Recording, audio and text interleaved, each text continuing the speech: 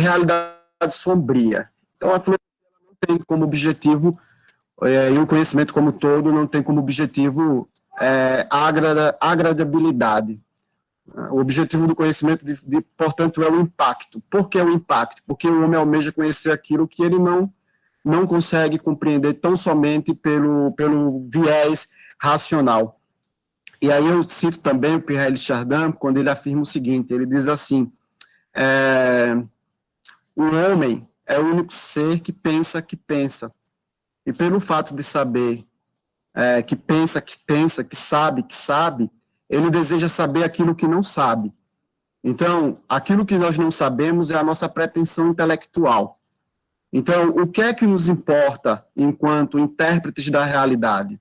É que essa realidade, ela deve ser jogada, porque nós somos seres existenciais jogados no mundo, com capacidade de pensar o mundo, e, portanto, a gente tem como obrigação, dado o fato, como diz Nietzsche, a modernidade perdeu muito dos seus aspectos valorativos, seja na moral, seja na ética, na política, na religião, mas uma coisa não foi perdida, que é a nossa probidade intelectual. A probidade intelectual é a última das virtudes. Então, essa probidade intelectual, essa capacidade de interpretação é algo que nós devemos seguir e se orientar. É nesse contexto, então, que aparece o que eu propus para o tema dessa aula, que é o conceito de responsabilidade. Vejam só, o homem é um ser racional, como eu falei agora há pouco. Ele sabe que sabe. Em dizer que o homem sabe que sabe, significa afirmar que ele sabe também os seus limites. E o principal limite humano, né, o horizonte do limite humano, é a capacidade que ele tem de saber que vai morrer. Tá? Como dizia o Heidegger, o filósofo alemão que citei agora há pouco, o homem ele é um Dasein jogado no mundo, que é um Mitsein, ou seja, um ser com, e caminha inevitavelmente para a morte. Tá? Então, a morte é o horizonte dos limites. E somente nós, humanos, somos seres mortais, do ponto de vista ontológico. Não estou falando aqui do ponto de vista biológico. Então, do ponto de vista ontológico, ou seja, quando eu falo de ontologia, eu falo do ponto de vista do ser, do fundamento, daquilo que fundamenta, caracteriza o ser humano. Então, o ser humano é o único ser que pode constatar a morte. Os outros seres, eles não morrem.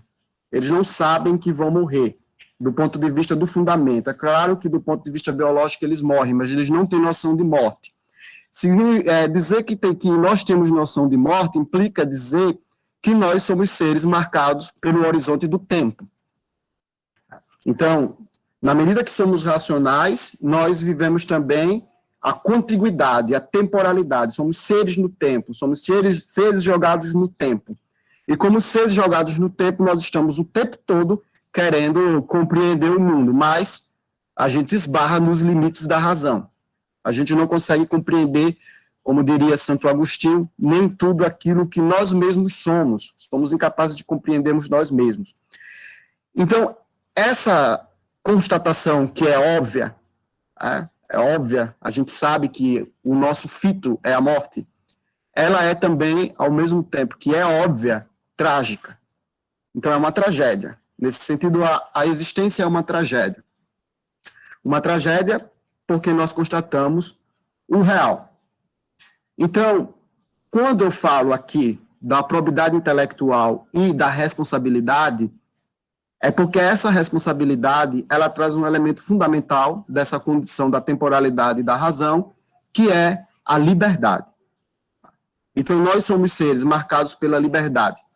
E tem uma expressão de um filósofo francês que ficou muito conhecida, de Jean-Paul Sartre, numa obra chamada, na verdade, uma conferência, Cartas sobre o Humanismo e o Existencialismo. O Sartre diz assim: nós somos condenados a ser livres. Eu sei que parece um paradoxo ou algo análogo, condenação e liberdade, mas a liberdade, ela é uma espécie de condenação, porque independente das circunstâncias que a minha vida se encontre, independente da situação, da conjuntura política, ou se a gente tomar o momento que nós vivemos, diante de um quadro de pandemia, nós somos obrigados a escolher. Somos obrigados a escolher. Então, a escolha é uma espécie de condenação. Somos condenados a ser livres. Eu não tenho o direito de dizer que eu não vou escolher. Eu estou o tempo todo escolhendo, claro, dentro dos limites que aquilo que é imposto pela sociedade, que é imposto por uma certa estrutura jurídica, mas eu tenho que escolher. Quando eu escolho, quando eu uso a minha liberdade, ela traz uma consequência. Todo ato de liberdade traz uma consequência. E essa consequência nos leva imediatamente para a importância da responsabilidade, da ética da responsabilidade. Porque as consequências das decisões que nós tomamos não são apenas nossas, são decisões que repercutem em toda a humanidade.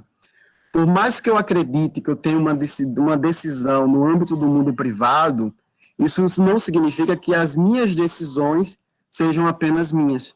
Elas são decisões por toda a humanidade. Então, aquilo que eu falo, que eu penso, que eu conceito sobre o mundo, vai ter uma repercussão. Diante dessa repercussão, existe, portanto, a necessidade de uma ética da responsabilidade. O que é que significa essa ética da responsabilidade? É se nós vamos colocar no nosso order, circunscrever na nossa existência os seres que existem, os seres que ainda vão existir e os seres não humanos. O que são esses seres não humanos? Eu falei isso no último encontro que eu tive com o pessoal de humanas. Esses seres não humanos são justamente os animais, os vegetais, os minerais, entes não humanos, que, porventura, precisam da nossa atividade humana, da nossa responsabilidade. Isso implica que a ética da responsabilidade, ela é uma ética da totalidade, de todos os seres, sendo que nós, humanos, nos concentramos como seres distintos em relação aos outros seres da natureza, por conta da nossa capacidade racional, como eu falei agora há pouco. Então, é nesse contexto que eu trago o conceito da responsabilidade. E como eu falei no início, esse conceito da responsabilidade, que é um princípio moral, uma premissa ética, né, que inclusive é a proposição que originou esse curso de formação política, aparece na obra do Hans Jonas. O Hans Jonas, ele vai afirmar o seguinte: age de tal forma para que a tua ação permita uma autêntica vida humana na Terra. Então, essa autêntica vida humana na Terra significa a nossa capacidade de conviver com todos os entes, de ter responsabilidade. Essa responsabilidade, ela implica também numa estrutura jurídica. Então, seres humanos e não humanos são dotados de direito. Então, por exemplo, quando a gente discute questões ambientais, a gente está discutindo questões de direito desses entes que implicam também a nossa própria existência. Professor Levi, se tiver alguma pergunta, você me avisa, certo? Então, Lucas, uma participante, a Raquel, ela pediu para você falar mais sobre, explicar melhor, você falou rapidinho sobre probidade intelectual. Sim, claro. O que você queria dizer com isso? Claro. Então, Raquel, probidade intelectual. Quando a gente analisa o pensamento moderno, quem vai usar esse termo probidade intelectual, o filósofo alemão, Friedrich Nietzsche. Quando a gente olha para a cultura moderna ela vai se desenvolver em torno da tecnicociência. A gente sabe, por exemplo, que em 1543 nós tínhamos início ao processo revolucionário da ciência, portanto, não estou tratando aqui de uma revolução política, mas de uma revolução teórica, e é onde o Copérnico publica a obra De Revolutionibus, onde ele vai defender a teoria heliocêntrica. Esse período da Revolução Científica vai até 1687, com a publicação do Principia Naturalis Mathematica de Isaac Newton. E aí surge uma característica valorativa em torno da ciência, que a ciência seria capaz de resolver os problemas humanos. Isso vai ser prefigurado na obra de vários autores, inclusive eu vou tomar essa questão científica daqui a pouco. Então, esses autores vão ser otimistas em relação à ciência. A ciência é um tipo de saber que não vai se orientar pela essência, pelo que é, mas como é. Ela tem certa funcionalidade. Entretanto, no final do século XIX, nós temos uma crítica à ciência, uma crítica aos fundamentos da ciência, porque o homem começa a perceber que essa técnica que melhorou a vida do homem, que poderia salvar o homem dele mesmo, passou a entrar em declínio. Por quê? Porque criou instrumentos também da própria destruição do homem. Isso fica muito claro, por exemplo, quando as teorias científicas imigram para o campo político. E no campo político nós vamos ter, por exemplo, o advento da Revolução Industrial. E eu penso que o maior marco da Revolução Industrial como capacidade destrutiva do ser humano é a Primeira Guerra Mundial. 1917, o marco da guerra, onde ela alcança o seu ápice, mostra ao mundo pela primeira vez que aqueles instrumentos usados pela Revolução Industrial estavam postos no campo de batalha. Então, uma guerra marcada com o uso de metralhadoras, ela foi marcada com o uso de avião, toda a técnica vindo da Revolução Científica. Isso mergulhou a humanidade numa crise teórica, uma crise humana, e aí, a partir dessa crise, porque toda crise, ela começa dentro de uma performance teórica.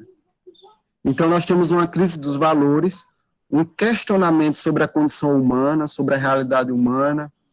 Parece, então, que o homem não vive mais nenhuma virtude, nenhuma moral. Não há mais aquele ideário grego da felicidade que foi reinterpretado pela cultura cristã, que o homem tinha uma validade, algo com gênero, que ele podia se apegar, que era capaz de satisfazer as suas necessidades psíquicas, intelectuais. Isso tudo entra em declínio. E aí o Nietzsche vai dizer, mas há algo que permanece, há uma última virtude humana, que é a virtude da probidade intelectual. Essa probidade intelectual, ela coloca sobre o intelectual, e também aqueles que fazem ciência, tá? Os técnicos, engenheiros, médicos, todos aqueles que assumem a responsabilidade de conduzir a humanidade como linha de frente da própria humanidade, por conta dessa probidade intelectual, por conta dessa capacidade intelectual, por ter acesso ao conhecimento, é importante não apenas o que eles sabem, mas o que eles podem diagnosticar. Então, probidade intelectual é isso.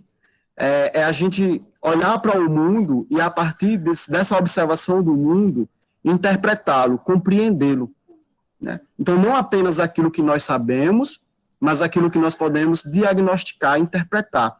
Vou dar um exemplo. A gente está nesse momento de pandemia, ocorre, então, que você tem a comunidade científica que dá um parecer técnico sobre a pandemia. E esses pareceres técnicos, que é fruto da probidade intelectual, por questões políticas partidárias, vem sendo rechaçado, vem sendo questionado.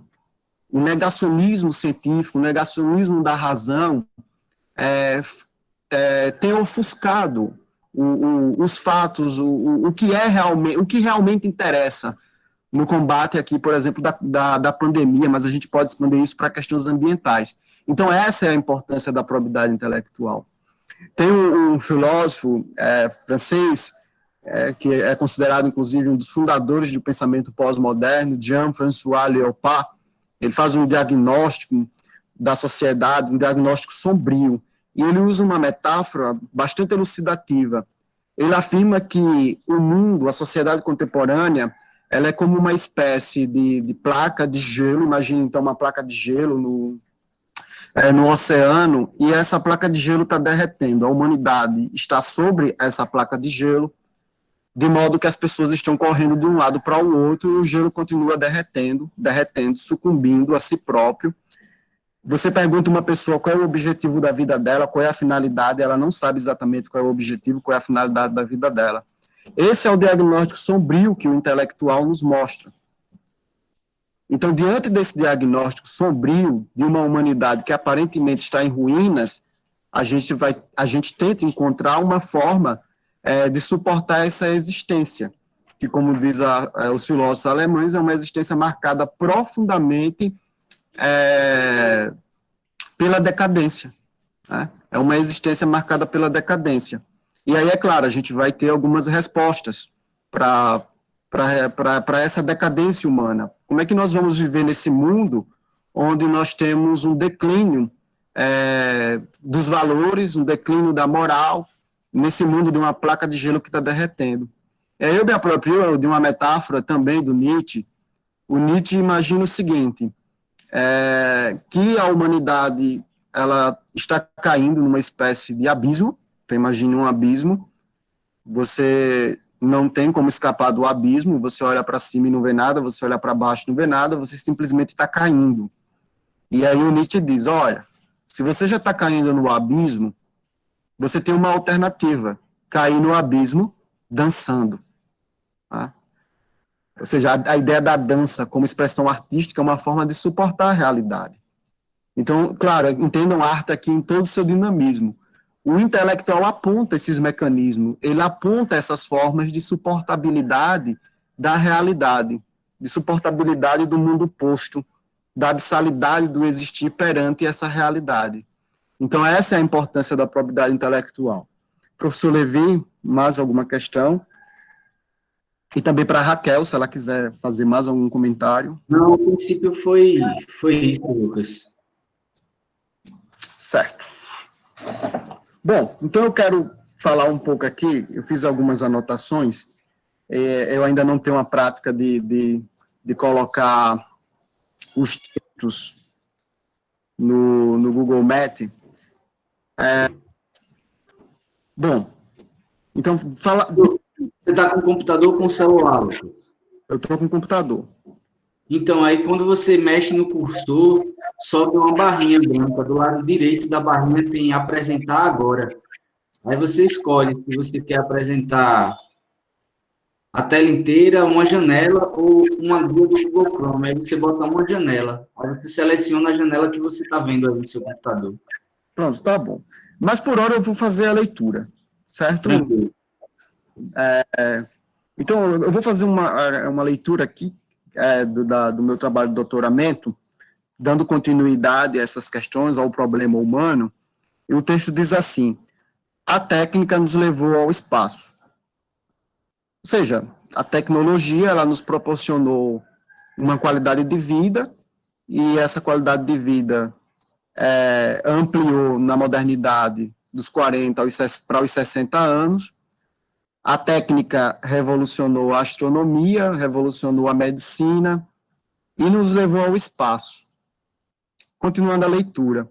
O primeiro homem ao espaço, o russo Yuri Alexeyevich Gagarin, minutos antes de sua viagem na nave Votosk 1, afirmou o seguinte, abre aspas, queridos amigos, conhecidos e estranhos, meus conterrâneos, queridos e toda a humanidade, em poucos minutos, possivelmente uma nave espacial irá me levar para o espaço sideral.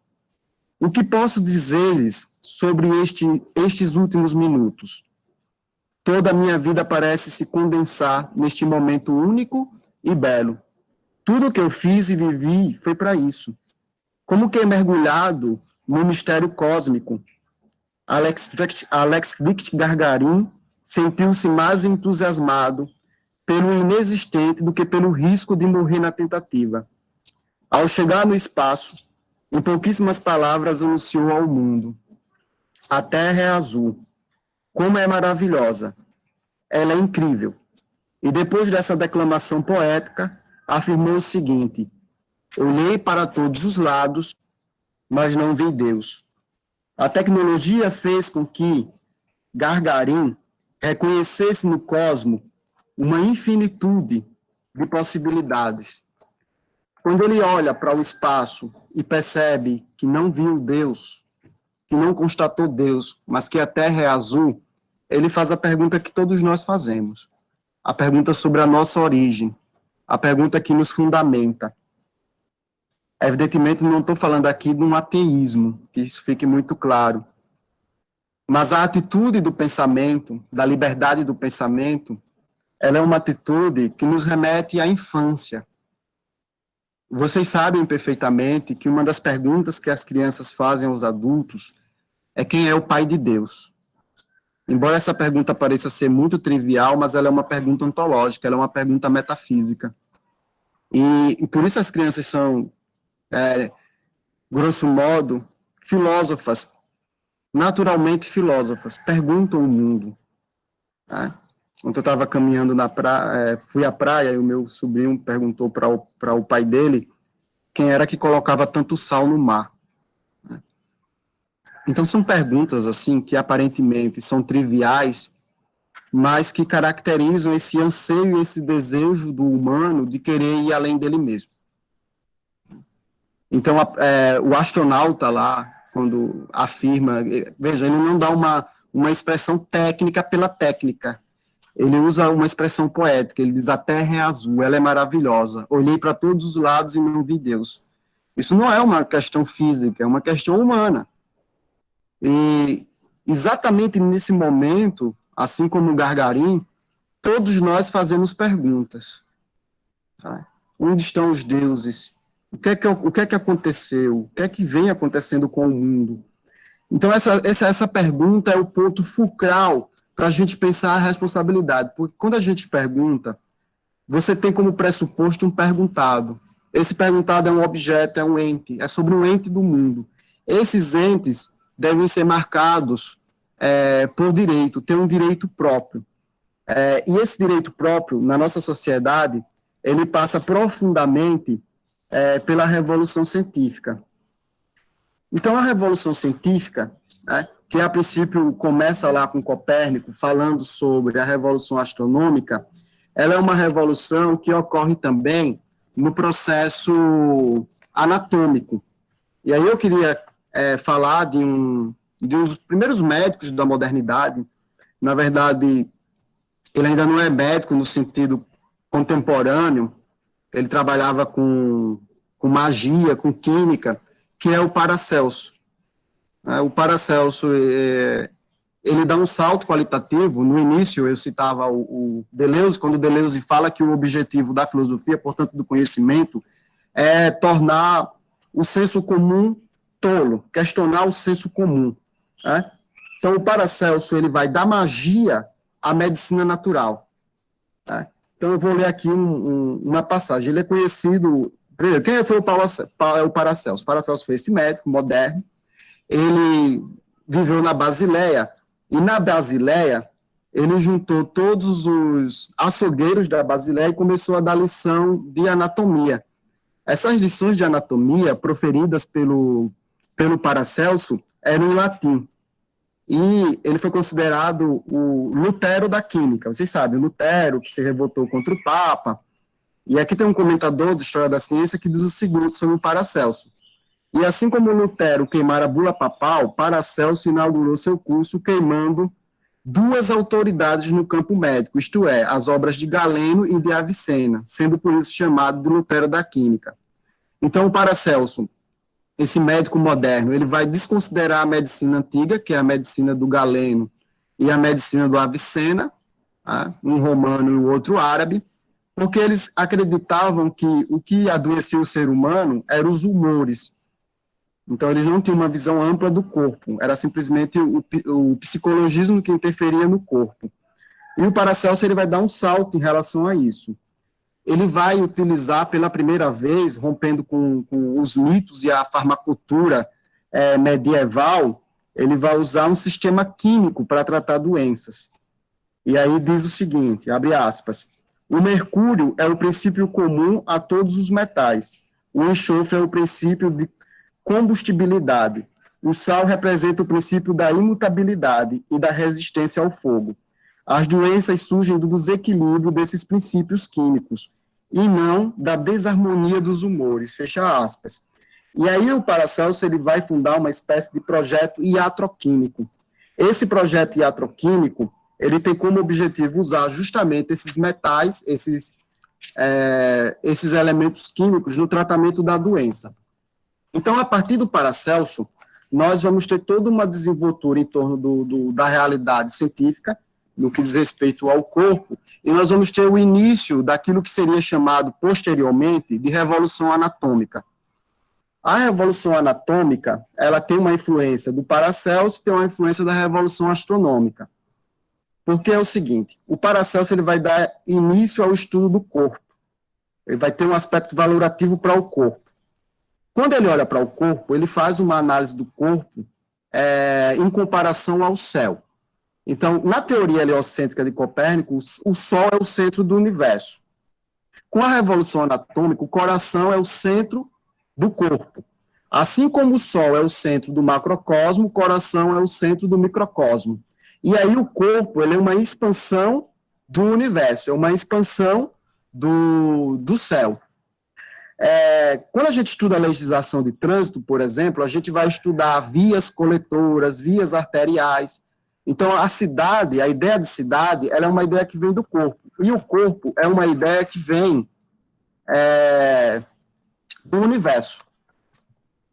Desse modo, nós, seres humanos, estamos mergulhados, imbuídos na totalidade do cosmos, do universo, de modo que, se a gente quer encontrar um conceito para definir o ser humano, é o conceito de que nós, humanos, temos princípios constitutivos, como o átomo, por exemplo, que está presente no nosso corpo, que durante a formação do universo, vamos tomar aqui como exemplo a teoria do Big Bang, que, curiosamente, é uma teoria formulada por um padre, embora muitos religiosos não saibam disso. Quando o Big Bang aconteceu, né, falando assim em termos mais simples, a teoria do Big Bang é a teoria de que houve uma explosão e essa explosão formou o universo, o cosmos, como nós conhecemos hoje. E os princípios que geraram os princípios constitutivos que geraram essa explosão foram os átomos. E o nosso corpo tem como unidade primária uma estrutura atômica. Então isso significa dizer o quê? Que nós somos uma expansão do universo. A distinção entre nós e todo o universo, todo o cosmos, eu já falei isso, é que nós, humanos, é a parte consciente dessa totalidade. Nós somos a parte que pensa o cosmos e a realidade. Como responsáveis por esse pensamento da totalidade, certo? Que envolve os processos astronômicos, a compreensão que nós temos do corpo, nós ativamos imediatamente a importância da responsabilidade. E como eu falei no início do meu discurso, a importância da responsabilidade, essa ética da responsabilidade, ela é uma ética que exige um direito meu, enquanto ser humano, mas um direito também dos entes não humanos. Ou seja, o direito daqueles que ainda vão existir, daqueles humanos que não existem, ainda vão existir, o direito dos humanos que estão em processo de formação, como o direito das crianças, o direito ambiental, o direito que diz respeito aos animais, aos vegetais, aos minerais. No entanto, esse direito universal, que nos permite, como diz Han Jonas, uma vida autêntica na Terra, ele esbarra no problema da sociedade capitalista. E é um tema também que já foi colocado e a gente tem discutido. Por quê? Porque a sociedade capitalista, ela tem como característica a proliferação do capital. Ela subsiste por conta da proliferação desse capital. Para o capital ser proliferado, e aí a gente percebe que uma das pautas de discussão na era da pandemia é justamente que o capital continue sendo proliferado, e eles chamam isso de economia, não fazer a economia morrer, o que é um equívoco teórico. A maior parte dos economistas do mundo denunciaram que certas atitudes, como a do Brasil, por exemplo, de querer salvar a economia, na verdade é uma destruição da própria economia. Né? Porque o que faz o capital ser proliferado é a classe trabalhadora. Se a classe trabalhadora adoece, a indústria não vai movimentar capital, não vai proliferar capital. Então, é um equívoco a gente não seguir as normas e o protocolo das comunidades científicas do mundo inteiro em detrimento de ideologias políticas. E aí é uma questão que escapa à ideologia política, porque é uma questão de direito humano, ou seja, de todos os seres humanos. Não basta a gente analisar o humano como porcentagem, o técnico pelo técnico, a estatística pela estatística. A gente sabe que o nível de letalidade da doença é de 6%. Então, se a gente diz assim, não, quem vai morrer são as pessoas que são mais velhas, as pessoas que têm determinadas doenças, que estão na zona de risco. Então, aí você tem um problema de direito, primeiro, um problema de direito que esbarra num discurso social, que é o discurso da velhofobia, é o medo da velhice. A nossa sociedade não permite a velhice. Na verdade, a gente nem pode envelhecer, a gente tem que estar o tempo todo bonito, né, agradável, a gente tem que conclamar o tempo todo essa juventude, a gente tem que conclamar a felicidade. Então, há uma ditadura da beleza, há uma ditadura da felicidade posta, ou seja, eu tenho que postar as minhas fotos lá nas redes sociais, sorrindo.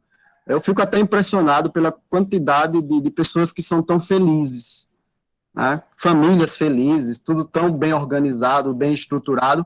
A gente sabe que a vida real não é bem assim.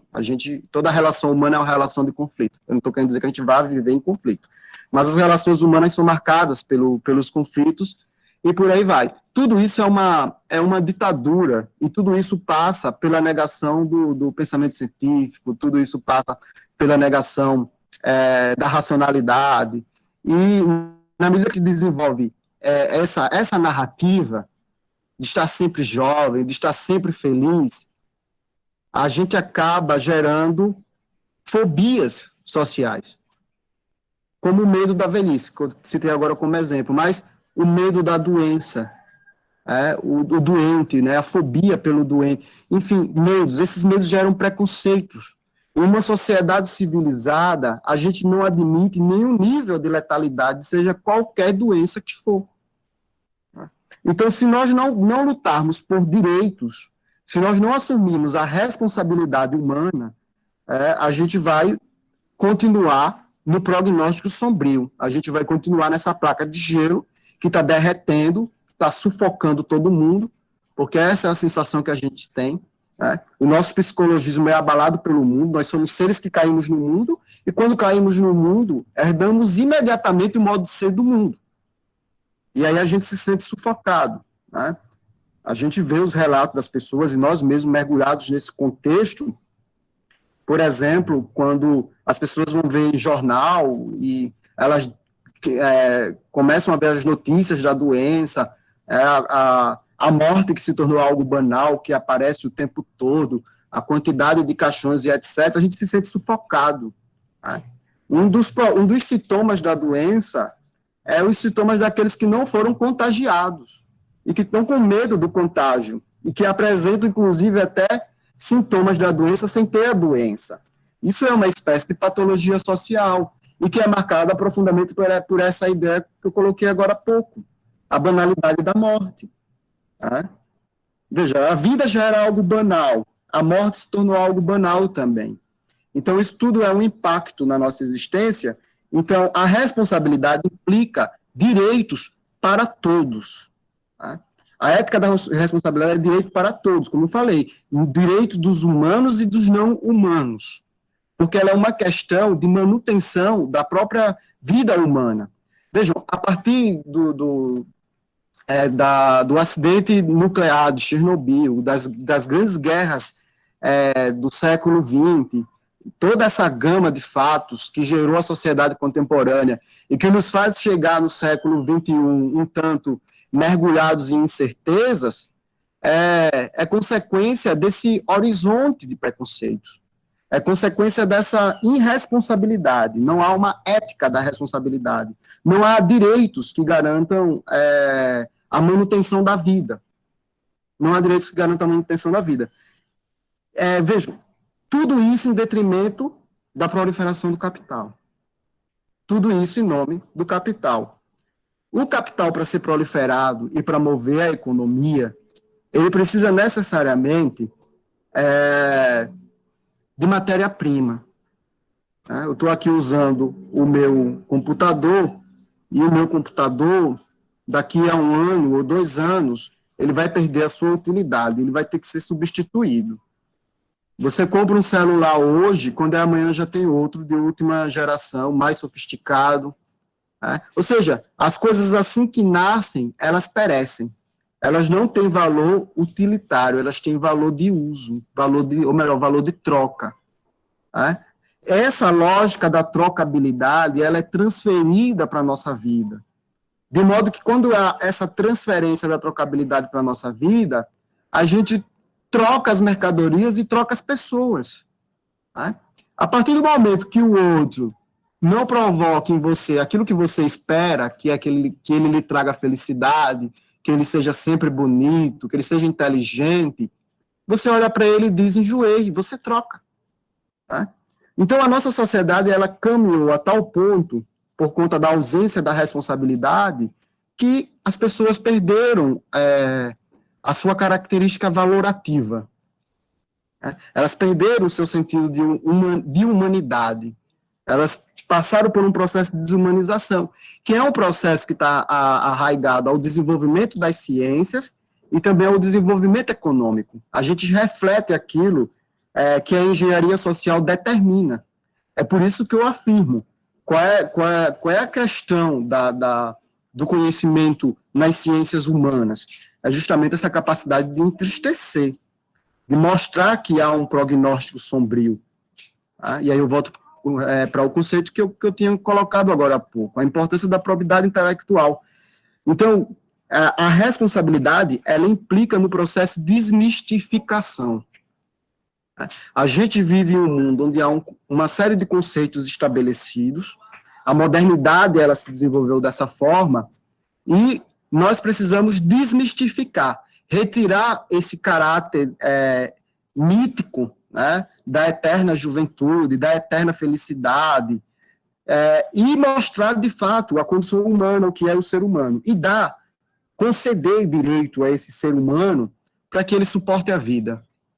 Nós que somos entes conscientes do mundo, como eu falei agora há pouco, imagine que, usando a metáfora do Bert Sloterdijk, que é um filósofo alemão, a nave Terra. Nós todos somos responsáveis por essa nave. Cada um de nós, quando usamos a liberdade, decidimos não apenas por nós mesmos, mas por toda a humanidade.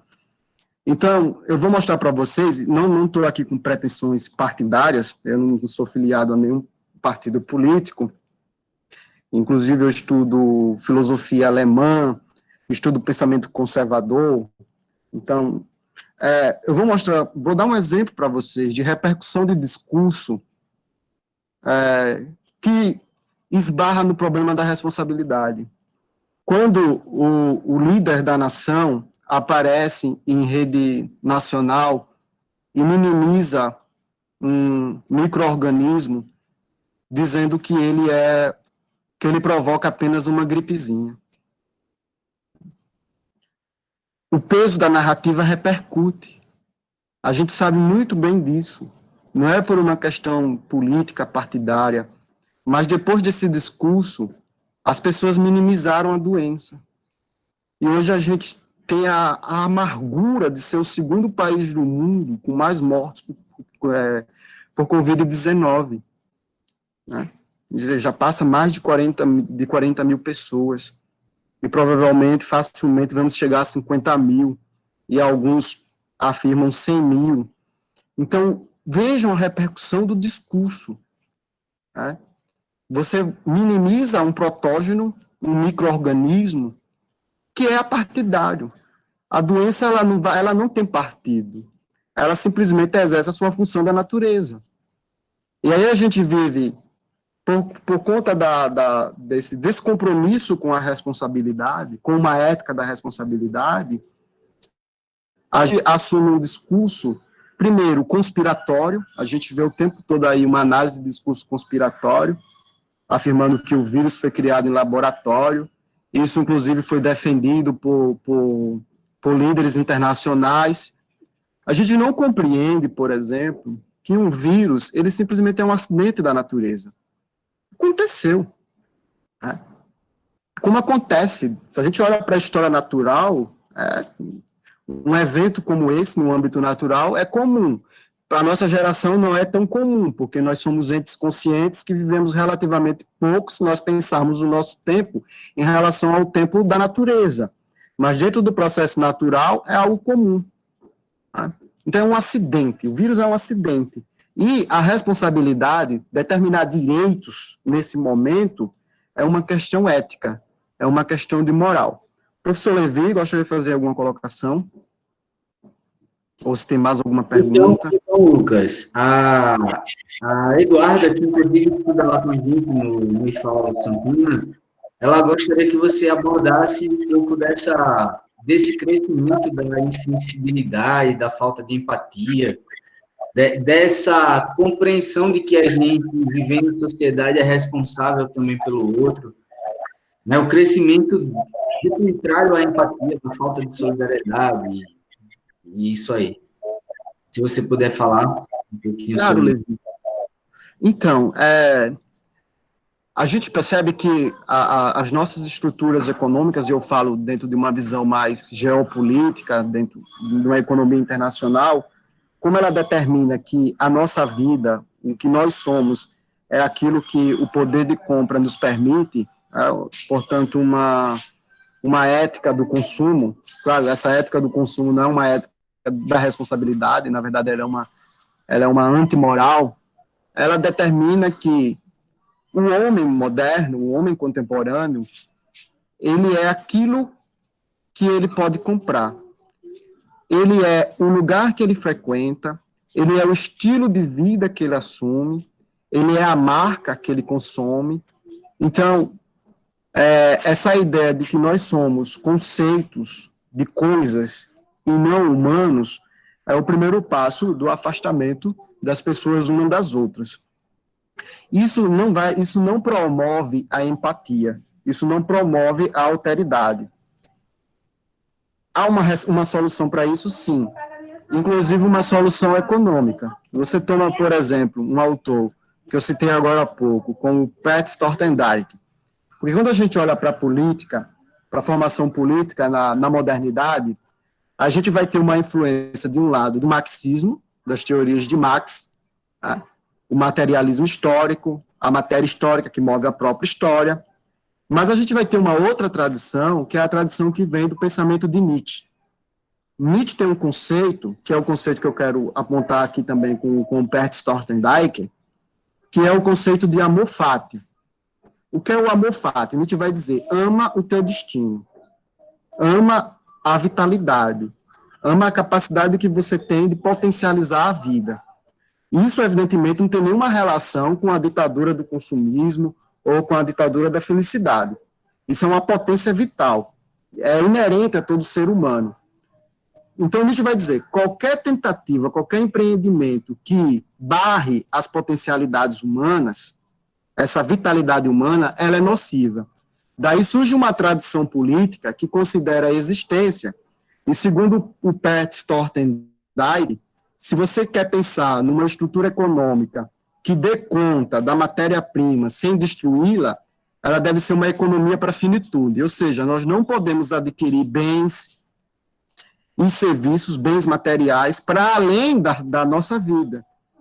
Então, por exemplo, Bert Sloterdijk é contra o direito de herança, porque o direito de herança extrapola aquilo que o indivíduo tem para a vida dele.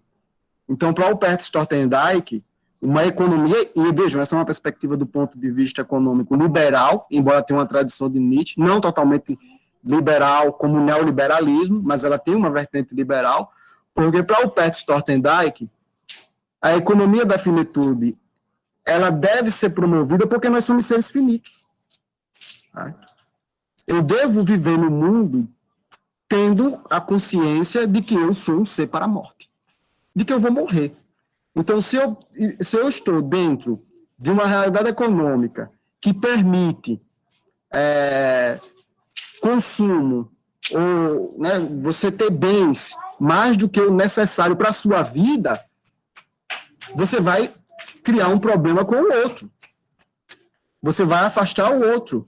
Você não vai permitir que o outro se efetive, que se realize enquanto humano. Então, Levi e os demais, né? A Eduarda que colocou a questão, a responsabilidade reside justamente no fato de que nós somos finitos e devemos viver com a consciência da finitude. Com a consciência da finitude. Olha, eu estava falando agora há pouco da estrutura técnico-científica. Vocês já imaginaram se em um dado momento da história a ciência eternizasse o homem por meio da técnica? Agora todo mundo é eterno. Né? Vamos lá, vou implantar um chip em você e você vai viver eternamente. Você vai fazer um plug da sua memória para um computador e aí você vai continuar existindo num Android, enfim, não importa o meio.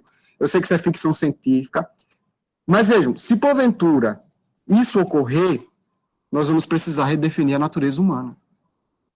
A natureza humana só é possível porque nós somos um ser para a morte. Isso significa que a gente vai fazer uma apologia à morte? Não. Não significa isso. Muito pelo contrário, isso significa que já que o fito da existência é a morte e a gente tem consciência disso, a gente deve praticar a solidariedade para que todos vivam bem. Porque é muita hipocrisia do ponto de vista do humano, do psicologismo humano, eu estar bem enquanto o outro sofre, né? Nas rodovias, nos campos, né? Aqueles que não têm acesso à terra, que não podem produzir agricultura familiar, né? Aqueles que não têm casa. O Brasil tem uma série de problemas sociais, pessoas que não têm acesso à água potável. Então, como é que a gente vai falar, por exemplo, do cuidado, da solidariedade em tempos de Covid-19, se uma parte da população não tem nem água potável, não tem nem água de qualidade? Como é que a gente vai dizer para as pessoas que elas não fiquem aglomeradas se quem mora na favela está aglomerado? Já vive assim muito próximo do outro, não tem acesso a material de higienização, enfim, não consegue seguir um protocolo de saúde. Então, a empatia, a solidariedade é a proposição fundamental da responsabilidade. Mas a gente se tornou, nos tornamos tão individualistas, a tal ponto que a gente não tem mais essa empatia. Como eu falava agora há pouco, tudo se tornou banal. É a banalidade da vida, a banalidade da morte, a banalidade da política, a banalidade da religião. Então, se a gente não repensar a nossa forma política, econômica, a gente não vai conseguir reverter o psicologismo social na empatia. Então, é um desafio, né, para nós, seres contemporâneos, e aí a gente já entra numa responsabilidade da esperança, em um mundo que tem esperança. Embora, como afirma Bauman, parece que a solução para os problemas humanos estão a 1000 anos-luz. Né? Um dos conceitos do Bauman sobre o ser humano é que o ser humano não tem solução.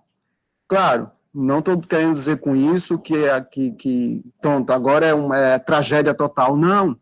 Mas a gente interpretar e fazer o prognóstico, como eu tenho colocado aqui na aula, ela é um ponto fulcral, sim, para a responsabilidade, para a formação da responsabilidade. Como eu falei, a ética da responsabilidade é isso. Kant dizia assim, né? Kant, ele desenvolveu um imperativo, que ele chamou de imperativo categórico, uma espécie de lei universal da moral. Kant dizia assim, haja de tal forma que a tua máxima sirva para ti e para o outro. Né? Veja, esse imperativo categórico é muito próximo do imperativo do cristianismo. Jesus vai afirmar o amor, né? Amar o próximo como ele amou, e ele amou dando a própria vida. Kant vai afirmar que nós devemos agir de tal forma que a nossa ação seja útil para mim e para o outro, não pelo fato de conhecer o outro, mas pelo fato do outro ser humano. Porque eu sou bom. Eu não sou bom, né? A ideia de bondade, já que a gente está falando de ética, o ser bom não é você agir com bondade para as pessoas que você conhece. Você age de forma bondosa pelo bem, não importando a pessoa, certo? Primeiro porque toda pessoa, como humano, tem direito a essa bondade. E aí o Han Jonas, ele vai afirmar o seguinte: não basta você ter uma ação que seja útil para você e para o outro, você amar o outro, mas você deve permitir uma autêntica vida humana na Terra. O que é permitir essa autêntica vida humana na Terra? É a responsabilidade que eu tenho para que todos os seres humanos e não humanos vivam de forma harmoniosa. Se nós não partirmos desse preceito, dessa empatia, desse princípio ético de solidariedade, tá, a gente vai caminhar para o declínio. A gente vai arruinar a vida humana.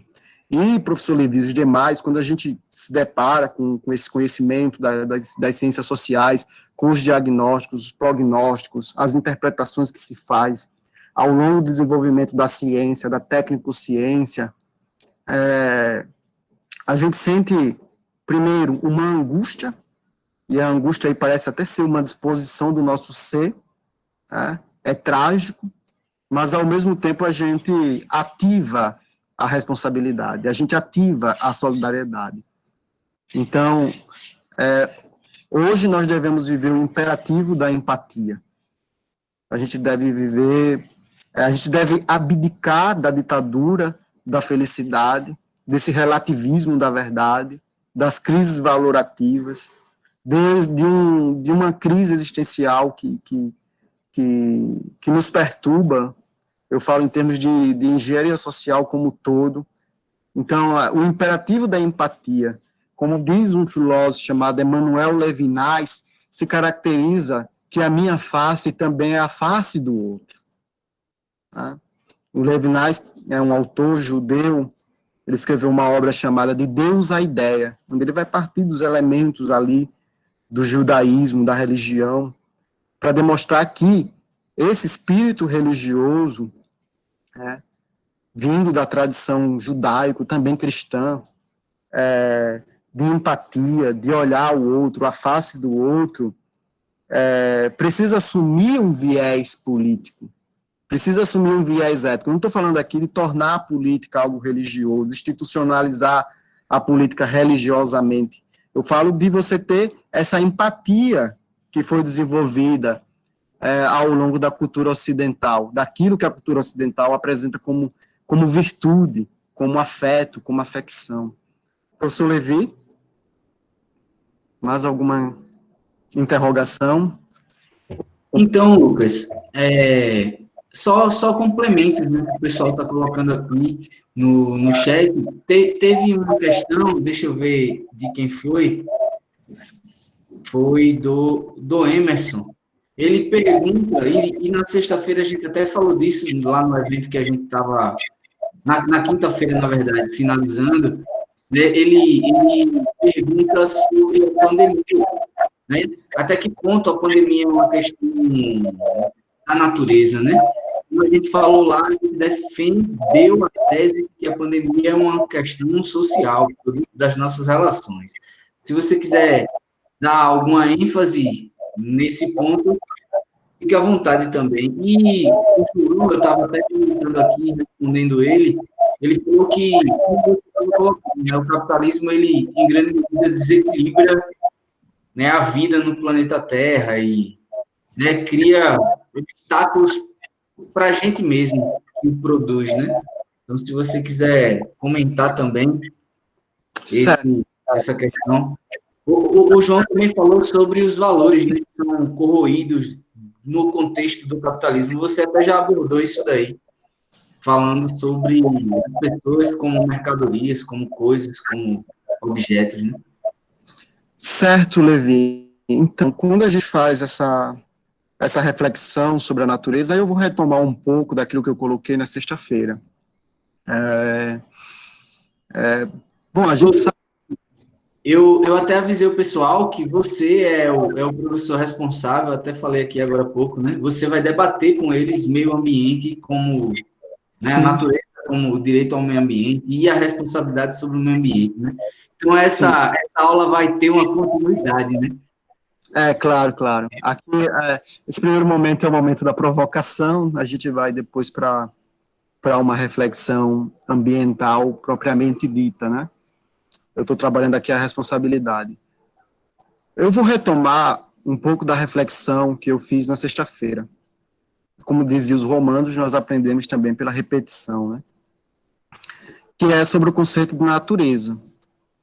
Quando a gente olha para a história do pensamento, a história do ser humano, especificamente do ser humano a partir do seu discurso racional, é claro que a gente sabe que o Homo sapiens sapiens, o homem que sabe, ele tem um registro, salvo engano, de 50 mil anos, que é o momento em que o homem começa a desenvolver técnicas, instrumentos e a intervir diretamente no mundo natural.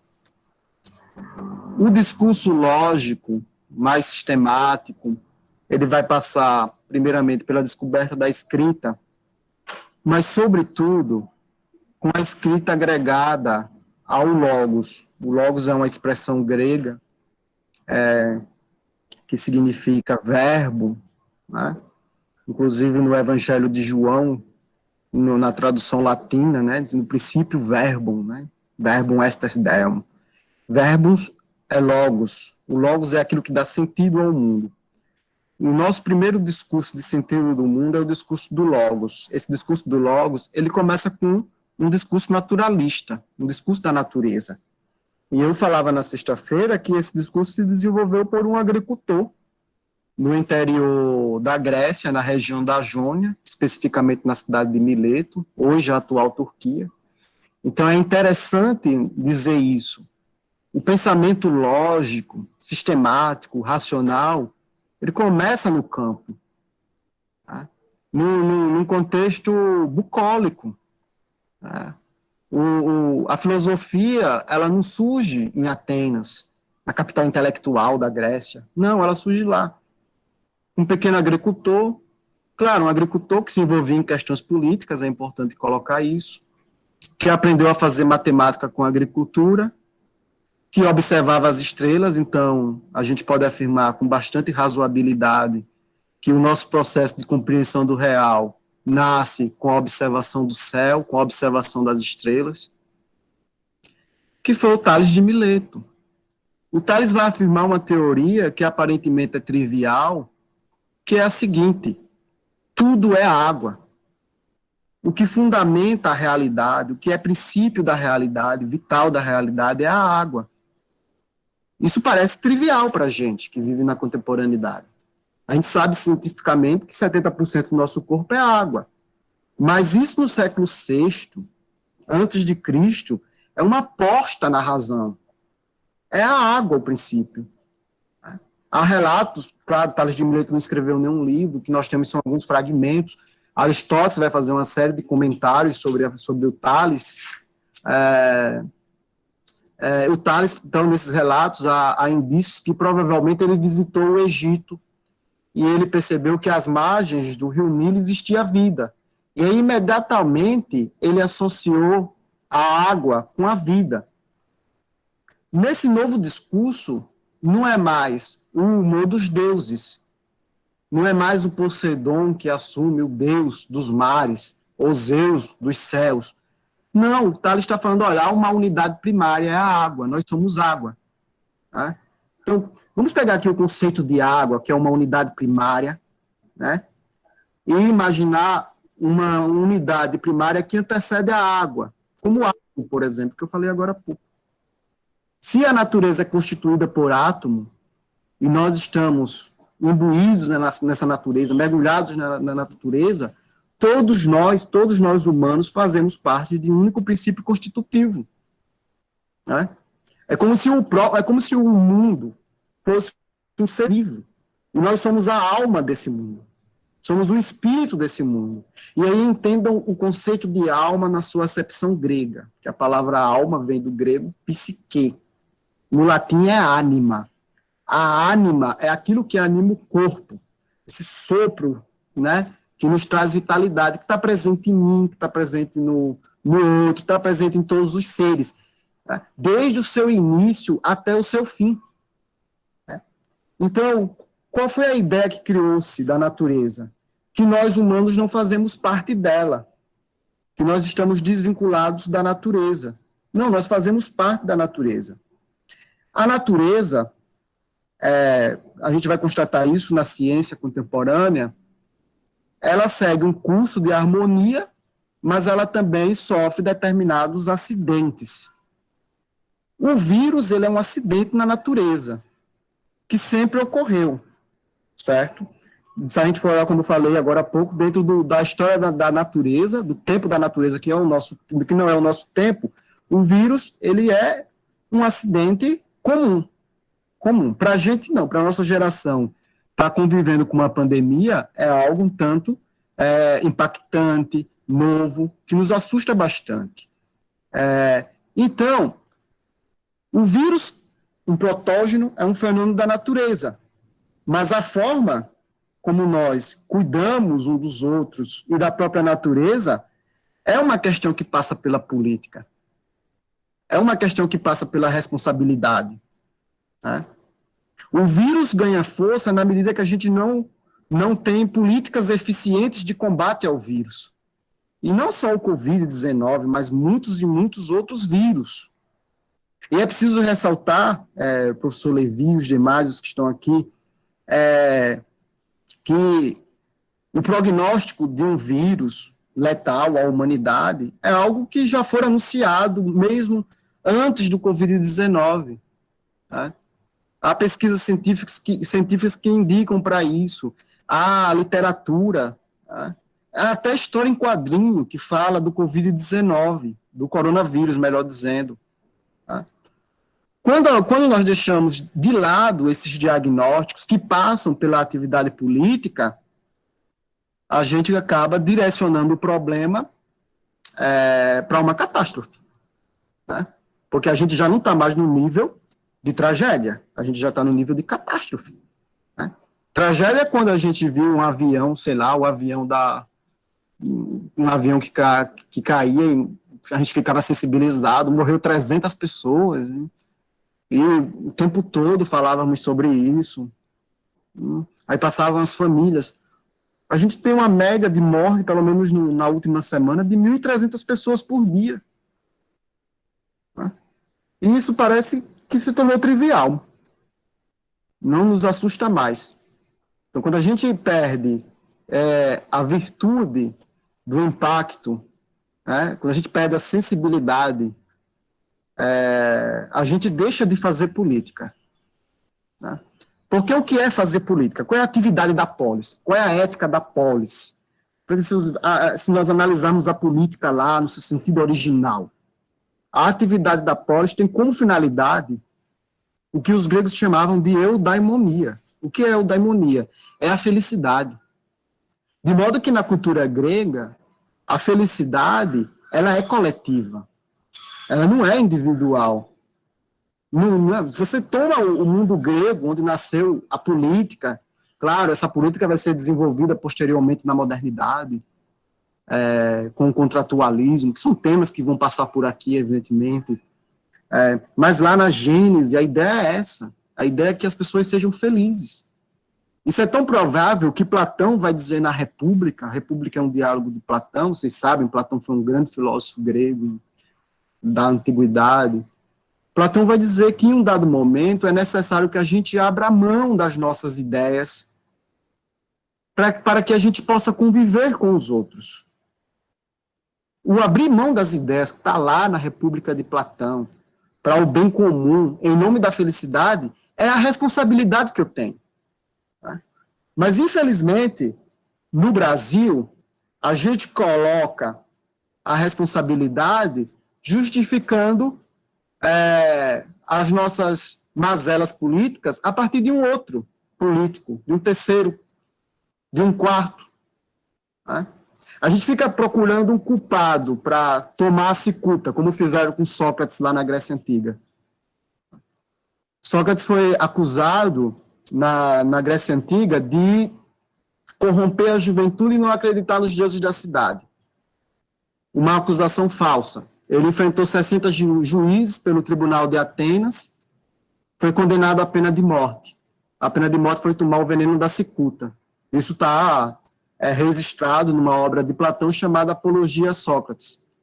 e uma outra obra chamada Fédron, porque quando Sócrates foi condenado à pena de morte, os gregos estavam festejando o deus Apolo, e durante a festa de Apolo, não era autorizada a pena de morte, e aí os discípulos de Sócrates iam visitá-lo na prisão, e aí você vai ter a primeira obra sobre a morte, da cultura ocidental, o Fédron, de Platão, onde Sócrates vai defender a imortalidade da alma, vai fazer um tratado de psicologia clássica, evidentemente.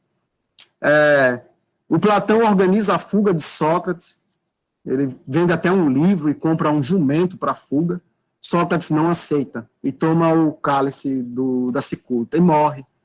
E parece, como dizia os antigos, Políbio, historiador romano, a história é uma história exemplar. Então, em termos políticos, parece que a gente está procurando aquele que corrompe a juventude e não acredita nos deuses da cidade. A gente tem que condenar. Né? A gente não assume a responsabilidade. É muito mais fácil a gente culpar do que assumir a responsabilidade. Né? É muito mais interessante a culpabilidade do que a responsabilidade. Da mesma forma que a notícia da catástrofe ela é mais atraente, eu falo aqui do ponto de vista do senso comum, tá? Porque aqui a gente faz diagnóstico, a gente aqui faz prognóstico da realidade, à luz do pensamento, dos autores, daquilo que a gente pode contribuir no curso, dialogando, estabelecendo diálogo, nunca, né, sendo dono da verdade, mas dialogando, atitude dialógica. O senso comum não permite a atitude dialógica. Então, o que é o senso comum? É o anúncio da catástrofe sem a revisão do pensamento. É o anúncio da catástrofe sem a interpretação, sem a hermenêutica dos fatos. Então, é atraente. É atraente. É muito mais fácil procurarmos alguém que corrompe, que não acredita nos deuses, do que assumir a responsabilidade. Por isso que eu insisto aqui, o professor Levi e os demais, nessa ética da responsabilidade. Inclusive, indico a obra do Hans Jonas, O Princípio da Responsabilidade. E esse princípio, como eu falei, não se expande apenas a mim, mas a todas as pessoas, a todos os humanos e não humanos. Então, o problema da pandemia é um problema político, é um problema ligado à responsabilidade. A gente sabe, por exemplo, que em alguns lugares do mundo o vírus foi vencido, né? O vírus foi vencido. A gente sabe que esse negacionismo da ciência e da razão que se estabeleceu nos últimos anos na cultura brasileira fez com que as pessoas não acreditassem no poder do vírus. E a gente sabe que ainda tem pessoas que não acreditam, né? Pessoas que ficaram esperando, mas na minha cidade não chegou o vírus. Ele chegou agora. Né? A gente ficou negligenciando. Quando a gente está negligenciando um protógeno, então a gente está num problema político, a gente está num problema ético, é um problema axiológico, sim. Um problema ligado à responsabilidade. Professor Levi? Então, Lucas, as colocações seguem num debate sobre se no contexto do capitalismo é possível a gente produzir uma outra ética, né, uma ética da responsabilidade, né? E aí eu estava dizendo para o pessoal que em muitos momentos no curso a gente vai ter debates que ajudam a gente a compreender esta questão, né? Que a gente vai ter outras aulas que tratam do capitalismo como um modo de produção, do capitalismo, né, das revoluções que aconteceram dos movimentos revolucionários, né, durante o século XX, século XIX, e aí que o pessoal ainda vai ter, durante o curso, muitos momentos para burilar, né, essas questões. Mas se você quiser falar sobre isso, fica à vontade aí. Não, sobre o modo de produção capitalista, eu falei até na sexta-feira, né? Primeiramente, quando a gente faz uma crítica ao capitalismo, isso não significa que a gente seja socialista, né? Embora a gente possa ser socialista também. Mas é preciso ressaltar que a única crítica ao capitalismo não é a crítica socialista. Existem outras performances de crítica. Algumas mais moderadas, outras mais radicais. Quando você coloca, Levi, aí citando o que um dos participantes aí comentou, escreveu no chat, se há uma ética no capitalismo. Há sim uma ética no capitalismo, né? Não é à toa que o Max Weber escreveu a ética protestante do espírito capitalista. Né? E o Weber, eu falava isso na sexta-feira, no prefácio da obra, ele deixa muito claro que o sucesso do capitalismo é porque ele se determina pelo exercício da razão. Então, Weber reconhece que há no capitalismo uma essência científica, racional. Então, o capitalismo, por que o capitalismo funciona? Eu falo do ponto de vista estrutural. Porque ele se inscreve no discurso da razão. E esse discurso da razão, segundo Weber, ele é uma transferência da ética protestante, ligada à ideia do trabalho, da teologia protestante, né, da ascese, enfim, que se transfere para a lógica do capital, para o mundo do trabalho, e a partir desse discurso racional, o capital começa a funcionar. E ele passa por crise e resolve as suas crises. Então, há uma ética. Agora, tem uma questão, se o capitalismo, se essa ética capitalista, ela é uma ética que atende a todos os seres humanos. Aí é que está a questão. Porque, veja só, se a gente tem um modo de produção onde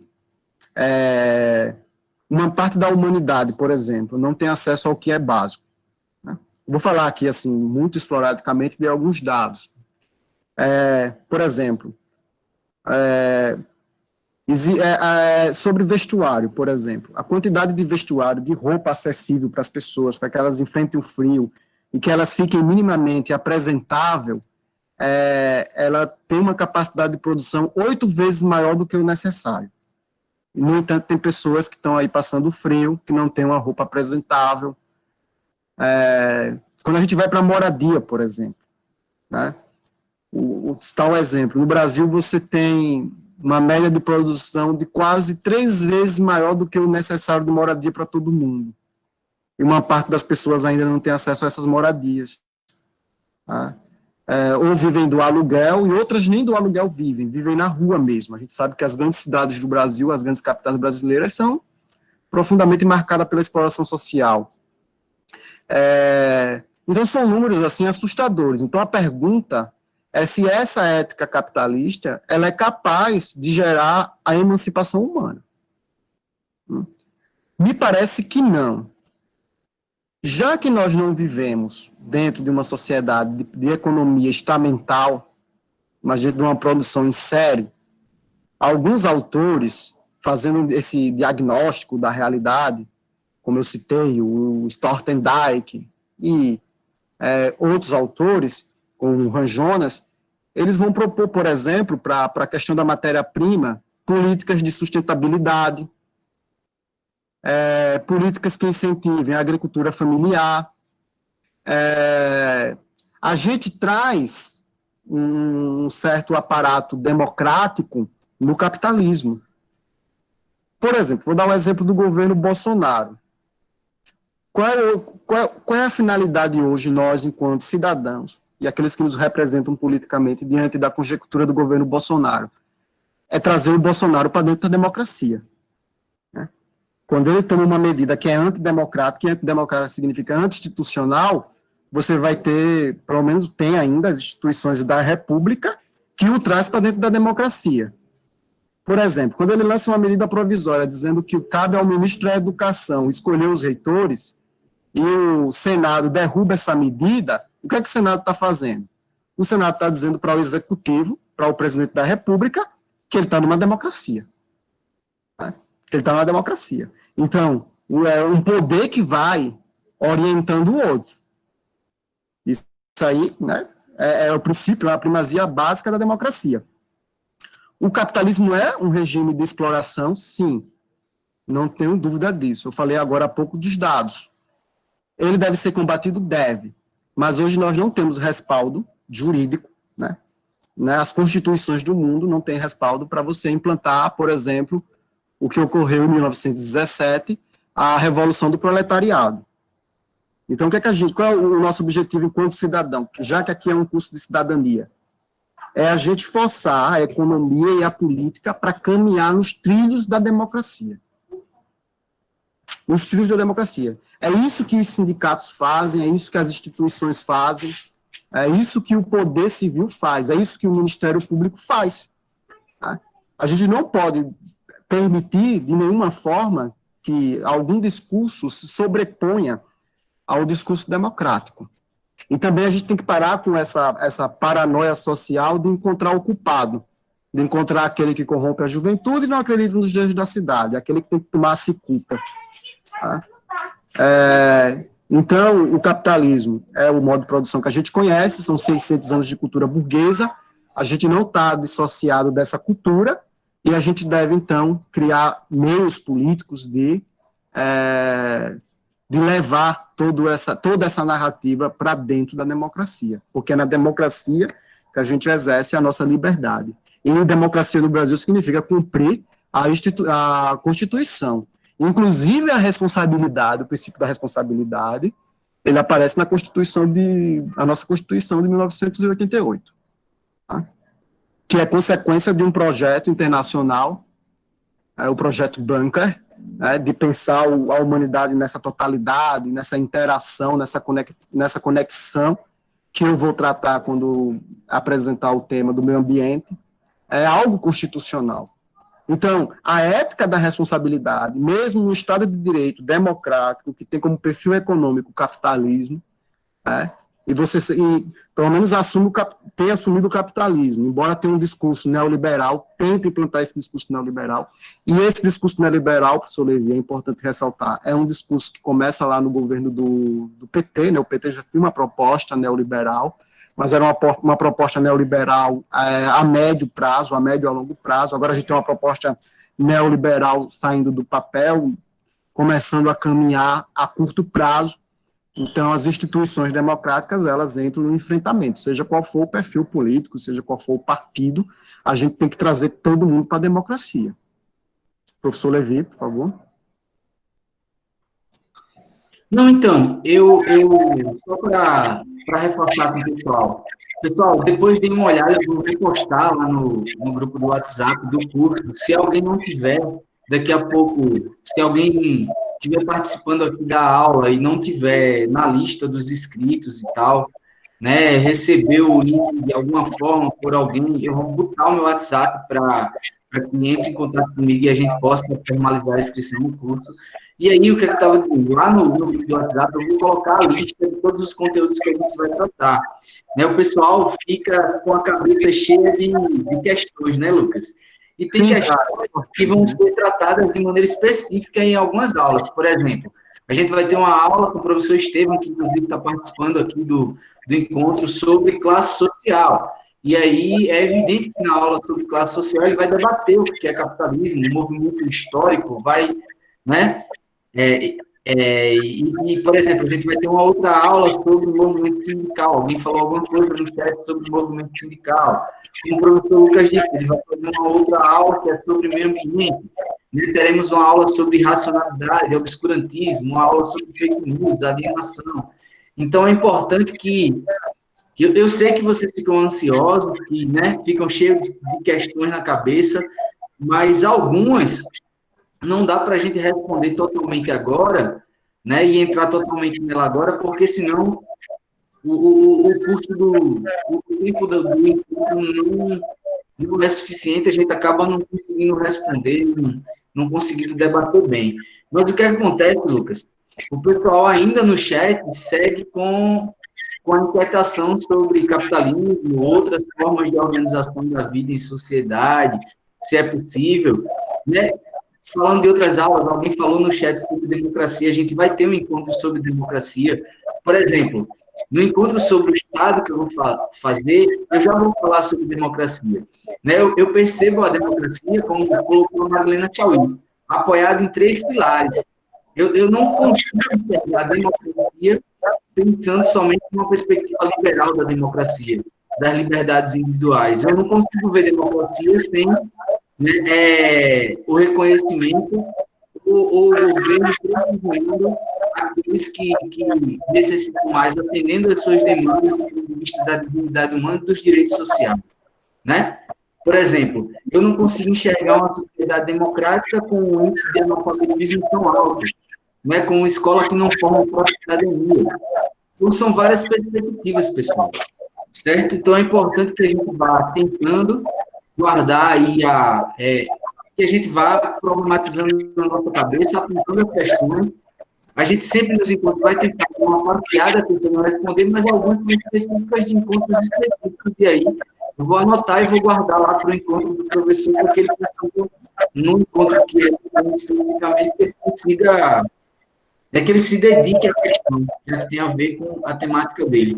E aí, Lucas, se você quiser, a gente ainda tem 20 minutos, mais ou menos, se você quiser, nesses 20 minutos, prosseguir a sua fala, juntando um pouco do que você já vinha falando com essas questões que o pessoal levantou, né? O pessoal está falando aqui sobre a gente não dever negar a ciência, sobre democracia, a democracia como a virtude, como pinguim político, que nem você estava defendendo aí, se realmente a gente deve, né, defender a democracia, até que ponto, nesse contexto, né, a, a ética, a responsabilidade, como é que ela se coloca, como é que se coloca a ética e a responsabilidade para que a gente consiga defender, manter a democracia se dá. Então, o pessoal está fazendo questões meio difusas, concordando em parte, assim, da problematização que foi feita sobre o capitalismo, mas, em geral, é isso. Acho que, inclusive, o pessoal está entendendo o que você está colocando, e eu, de longe, eu parabenizo, né, está fazendo o pessoal se inquietar, que esse é o propósito do curso, né? Além de trazer algumas informações, promover inquietações, fazer com que o pessoal pense, consiga aí, né, questionar os seus preconceitos, os conhecimentos básicos que já traz, a bagagem que já traz. Quando eu digo básicos, é a bagagem que já traz, quem sabe, né, caminhar para ampliar as suas perspectivas, ampliar, né, a sua maneira de ver o mundo. Então, a gente ainda tem mais ou menos 20 minutos, Lucas. Levi, eu gosto de fazer assim, algum comentário. O pessoal está perguntando muito sobre o neoliberalismo, o neocolonialismo. Essa é uma área específica da política. Eu estudo particularmente, na minha pesquisa de doutoramento e também de mestrado, a filosofia alemã. Então, eu parto de Nietzsche, do Heidegger, do Hans Jonas, de um grupo de filósofos judeus do século XX. Mas eu gostaria de fazer algumas ponderações sobre o neoliberalismo. Na verdade, o projeto neoliberal no Brasil, ele começa com um processo de redemocratização. Isso é um fato. O perfil econômico do Collor é o do Hayek, que é um autor neoliberal. É claro que isso vai ser ampliado pelo governo do Fernando Henrique, e o PT, quando assume, embora ele freie o discurso neoliberal, mas em um dado momento ele vai ter posturas neoliberais. Tá? Inclusive, isso é uma crítica que muitos intérpretes de política fazem ao PT. Então, o PT, em um dado momento, ele perde o seu ideário de partido de esquerda, de fato. Isso é tão provável que a gente vive hoje esse impasse da esquerda mais radical com o próprio PT. Quando eu falo aqui de esquerda radical, eu não estou criticando a esquerda, não. Tá? Até porque eu penso que, do ponto de vista ético, do ponto de vista moral, né, a esquerda seja a melhor atitude política. Falando do olhar da esquerda, no sentido intelectual. Por uma questão muito simples. Tá? Vamos retomar a história. O Heidegger diz assim, que a verdade é um fato que precisa ser elucidado. A verdade já aconteceu. E nós, humanos, como seres conscientes, trabalhamos para trazer à tona essa verdade. Então, vamos lembrar os fatos históricos. O que é ser de esquerda e o que é ser de direita. Quando houve a Constituinte Francesa na Revolução, inclusive a própria Revolução Burguesa, né? Vou falar de uma forma bem didática mesmo, você teve uma reunião, essa Constituinte foi uma reunião com uma parte da população. De um lado, ficou os que estavam à esquerda e à direita. É daí que surge a nomenclatura. Porventura, quem estava do lado esquerdo eram camponeses, eram artesãos, eram pobres, eram pessoas que não tinham terra, pessoas que sofriam uma série de necessidades. Esses ficaram do lado esquerdo, na Constituinte. E do lado direito ficaram aqueles que tinham domínio das terras, aqueles que controlavam as corporações, aqueles que detinham aquele capital inicial ali. Né? Quem estava lá no fundo mesmo da esquerda afirmava o seguinte, que era um grupo de intelectuais, que eram os mais radicais. Olha, a gente tem que se armar para enfrentar vocês aí da direita. Esses são a extrema esquerda. Do lado direito, quem estava lá no fundão mesmo, dizia o seguinte, esse povo aí que é pobre tem que morrer. Ou trabalhar para a gente. Aqueles que se revoltarem têm que morrer e aqueles que sobrarem vão trabalhar para a gente, para manter a nossa riqueza, porque é um dado natural. Eles justificavam pelo justnaturalismo. Esses são a extrema direita. Então, o que é o discurso da extrema direita? Quando assume uma versão neoliberal. E aí passa também pelo processo de neocolonização. É o discurso que você deve dizer, olha, o pobre tem que morrer. Ou ele é obediente ou ele morre. Ou ele morre. Tá? Não importa se vai morrer 30 mil, 40 mil. Quando o Estado assume esse discurso, é um discurso da extrema-direita. Eu estou falando aqui questão de nomenclatura. Por que se afirma que o Bolsonaro é um político de extrema-direita? Porque ele tem políticas de controle populacional que não se importa com os mais pobres. Ele tem discursos onde ele admite, por exemplo, a velhofobia. Ah, vai morrer um velho e tal, isso aí, um doente. Ou quando ele diz, eu não sou coveiro para contar mortos. Isso é um discurso de extrema-direita, não há preocupação com o pobre. Tem aqueles que são de direita, mais próximo do centro, que vão dizer o seguinte, olha, esse pessoal aí mais pobre vai trabalhar, vai ter alguns direitos, esses são de direita centro. E aqueles de esquerda, centro, são aqueles que vão dizer o seguinte, olha, a gente não vai querer entrar em conflito com vocês, mas a gente vai querer alguns direitos, né? Até chegar no centro. O centro é o espírito democrático.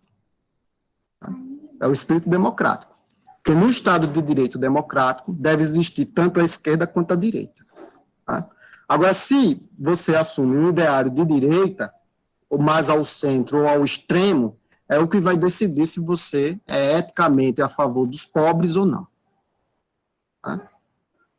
Aí você toma, por exemplo, você vê, eu estou entrando agora numa questão mais política contemporânea, você vê, por exemplo, as manifestações, as pessoas usando a camisa da seleção brasileira. A gente sabe que a bandeira do Brasil, o verde da bandeira do Brasil, não tem nenhuma relação com as florestas, com o verde, o amarelo não é a areia da praia e nem o azul do céu. É o símbolo da família de Bragança, uma família rica de Portugal que veio para cá. Tá?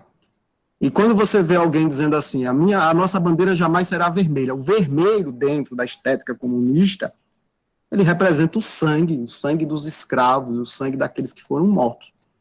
Então a gente não pode negar a história, negar os fatos históricos. Tá? E sempre tendo um discurso da razoabilidade e da responsabilidade. Então, assim, essas eram algumas ponderações que eu queria fazer sobre o conservadorismo político, bem como o neoliberalismo, porque no Brasil a gente tem um neoliberalismo agregado ao conservadorismo. Então a gente não está assumindo apenas um ideário neoliberal, mas também um ideário conservador. E eu penso que por uma questão de ética, de moral, né, pelo outro, a gente deve assumir o lado dos pobres. Mesmo que as pessoas lhe acusem de ser comunista, de ser de esquerda, na verdade não é problema ser comunista, mas nem todo mundo é comunista, e nem todo mundo é de esquerda, porque está criticando o governo, e todo governo deve ser criticado, de esquerda ou de direita. Professor Levi, por gentileza. Então, Lucas, a gente ainda tem 10 minutos, se alguém quiser fazer alguma ponderação mais específica, alguma questão, para finalizar aqui o nosso encontro, podem mandar, a gente está nos 10 minutos finais, a gente vai tentar não passar das 5h30, como estava previsto. Então, se não tiver mais nenhuma questão, eu vou passar para o Lucas para que ele faça as considerações finais. Eu acredito, Lucas, assim, pode ser que o pessoal não tenha tido a mesma percepção que eu, mas, no geral, você passeou bem pelas indagações que o pessoal colocou aqui, você, em grande medida, problematizou e respondeu boa parte delas. E com você hoje, como foi a atividade de quinta-feira, né, nos permite ter uma visão muito panorâmica, né, do ponto de vista da história, da construção do que é a ética, da responsabilidade. Você traz todo um apanhado, passeando pela história da filosofia, né, nos explicando o tema matemático. Então, vou dar uma olhada no chat rápido, não sei se você está olhando, se tem mais alguma questão, para que a gente caminhe para finalizar o encontro.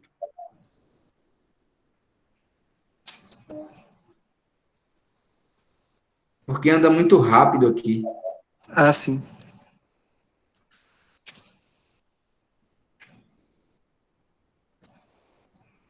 Pessoal, eu vou deixar o meu Instagram aqui, para quem quiser me adicionar. Eu faço lives diárias no Instagram, com o professor Paulo de Filosofia. A gente está com esse projeto até o dia 30.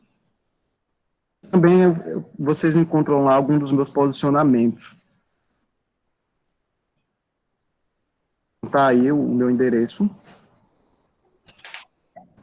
Então, Lucas, então, pessoal, então, ó, a gente vai ter também uma aula sobre, como eu disse, sobre racionalidade, obscurantismo, né? Mas se o Lucas quiser comentar um pouco sobre isso, já que ele é da filosofia, ele tem bastante leitura, estuda sobre o tema, inclusive, né? E aí, Lucas, também alguém perguntou sobre, alguém pontuou aqui sobre o perigo da gente adotar uma linha histórica única, né? Eu acho que corroborando com o que eu tinha dito, você passeando pela história, trazendo várias perspectivas para fundamentar, para chegar na que você defende.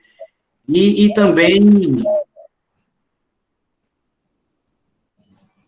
a Raquel Amaral fez a seguinte questão: existe alguma defesa sobre a ditadura da felicidade em detrimento do desenvolvimento do conhecimento, abordando as vantagens do obscurantismo e as desvantagens dos impactos trazidos pela ciência?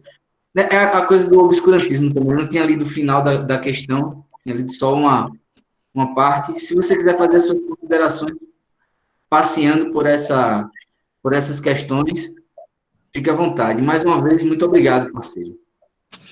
tá bom, então, Levi, eu agradeço pelo... Tem 7 minutos. Alguém perguntou pelo link do Instagram. Eu coloquei só o Lucas Omena G.